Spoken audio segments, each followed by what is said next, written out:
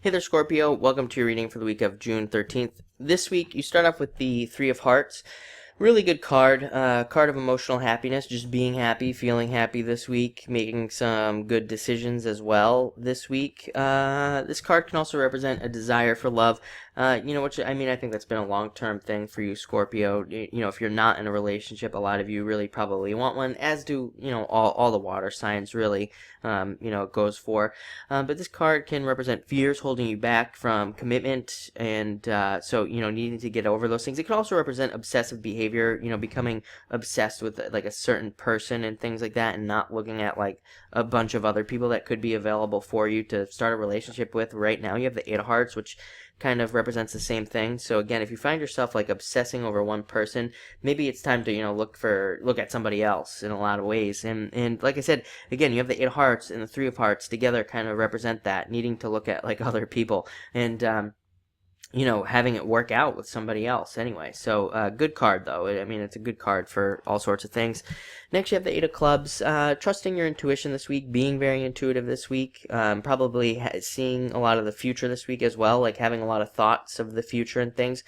It can represent relationships coming in a lot of ways, and it can also represent like a time to maybe think about things. This card can represent confusion and being too focused on one thing, again with that obsession, but it doesn't necessarily have to be a relationship. A lot of you could just be obsessed with or just not obsessed, but just thinking about only doing something a certain way. This card's about overcoming obstacles, and the good news is with the Eight of Clubs you do overcome the obstacles, but you just have to try new ways of doing things and not doing things like the old way. Next, you have the Eight of Hearts. So being very social, a lot of you could be, socializing could be picking up for you this week and being a lot more social. You could even meet somebody who kind of sweeps you off your feet this week with this card. It's a card of like meeting somebody who's really kind of like charming and attractive to you, and then maybe you start talking to them or something, and one thing leads to another. You never know. So it's one of those cards. It's definitely a card of also working in a lot of ways, and it's a good card for getting your way as well. It kind of says like if you're working towards anything outside of love, even just like in business or anything, this card kind of allows you to figure out new ways of doing things that really kind of work out for you and allow you to get your way. Next, you have the Three of Diamonds. I would say if any of you are involved in anything legal, definitely double check all your paperwork, go back over paperwork, look at paperwork.